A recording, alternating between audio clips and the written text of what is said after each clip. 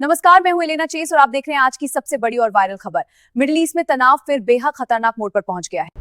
आज की सबसे बड़ी अपडेट ये है कि अमेरिका और ईरान के बीच सीज फायर टॉक्स की चर्चा तेज है, लेकिन ग्राउंड पर टेंशन अभी भी कम नहीं हुई।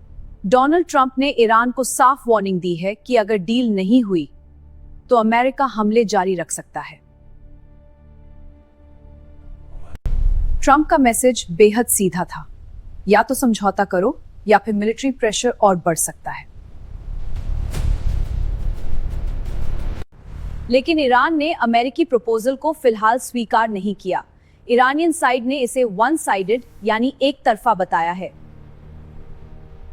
ईरान का कहना है कि डिप्लोमेसी का दरवाजा पूरी तरह बंद नहीं है, लेकिन मौजूदा शर्तें उसके लिए मंजूर नहीं है। इस पूरी कहानी का सबसे अहम बिंदु है स्ट्रेट ऑफ हॉर्मुज, जो दुनिया की एनर्जी सप्लाई के लिए बेहद सेंसिटिव चोक पॉइंट माना जाता है।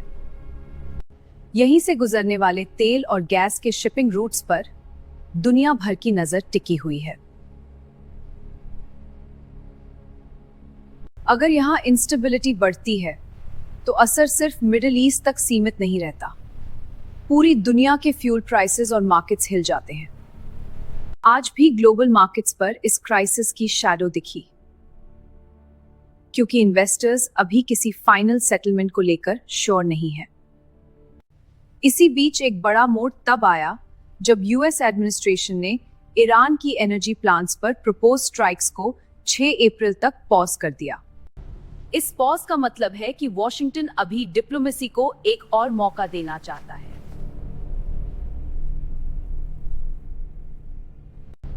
ट्रंप कैंप की तरफ से संकेत दिए गए हैं कि टॉक्स गोइंग वेल हो सकती हैं, लेकिन ईरानियन साइड इसका अलग नैरेटिव पेश कर रही है।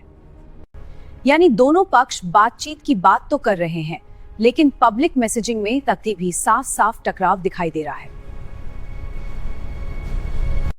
रिपोर्ट्स के मुताबिक इस डिप्लोमैटिक आउटरीच में पाकिस्तान की मीडिएशन रोल को भी महत्वपूर्ण माना जा रहा है। यानी ऑफिशियल फ्रंट पर कॉन्फ्लिक्ट और बैक चैनल में नेगोशिएशन, दोनों ट्रैक्स एक साथ चल रहे हैं। लेकिन तस्वीर का दूसरा हिस्सा और भी गंभीर है। रीजन में ट्रूप मूवमेंट और मिलिट्री प्रिपेयर्डनेस की खबरें टेंशन को और बढ़ा रही हैं। यह संकेत दे रहा है कि अगर टॉक्स फेल हुई तो एस्केलेशन बहुत तेजी से हो सकती है। अभी सबसे बड़ा सवाल यही है, क्या यह पॉज सच में पीस की तरफ जाएगा या सिर्फ अगली बड़ी टकराव से पहले का अंतराल है? क्योंकि स्टेटमेंट्स जितनी आक्रामक हैं, उतना ही फ्रैजाइल ये डिप्लोमैटिक मोमेंट भी दिखाई दे रहा है।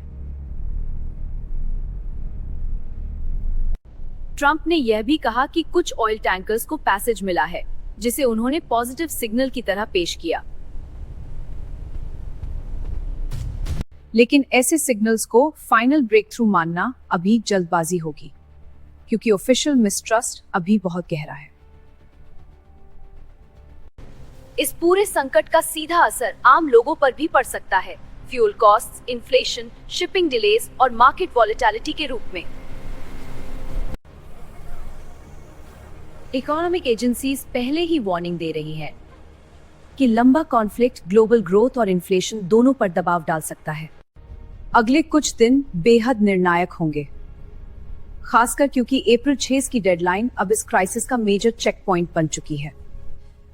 अगर तब तक डिप्लोमैटिक प्रोग्रेस नहीं हुई तो मिलिट्री ऑप्शंस फिर से हेडलाइन बन सकते हैं।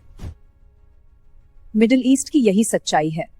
एक बयान, एक स्ट्राइक या एक फेल्ड प्रपोजल पूरी रीजनल इक्वेशन बदल सकता है। इसलिए दुनिया की नजर अब सिर्फ बैटलफील्ड पर नहीं, बल्कि नेगोशिएट टेबल पर भी टिकी हुई है। क्या ईरान और यूएस किसी समझौते पर पहुंचेंगे? ये कॉन्फ्रंटेशन एक और बड़े चरण में दाखिल होगा, यही सबसे बड़ा सवाल है।